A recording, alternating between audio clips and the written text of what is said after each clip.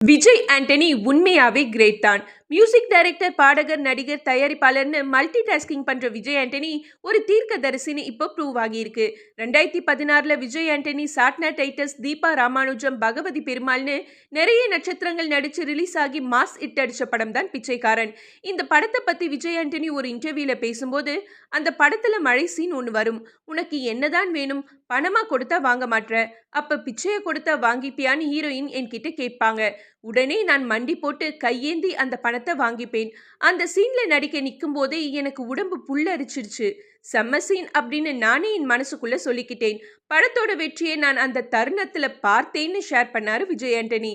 விஜய் ஆண்டனி இதுவரைக்கும் 25 படத்துல நடிச்சிருக்காரு. ஆனா அதுல பிச்சைக்காரன் படம் தான் ரசிகர்களோட டாப் லிஸ்ட்ல இருக்கு. ஒரு சீனை வச்சு அந்த படம் சூப்பர் ஹிட் ஆகும்னு கெஸ் பண்ண விஜய் ஆண்டனிய எல்லோரும் தீர்க்கதரிசின்னு கமெண்ட் பண்ண ஆரம்பிச்சுட்டாங்க. மகள் லாரா மறைவுக்கு பிறகு விஜய் ஆண்டனி எங்க போனாலும் செருப்பு போடாம நடக்கிறது ரசிகர்களை ஆச்சரியப்பட வைப்பது குறிப்பிடத்தக்கது.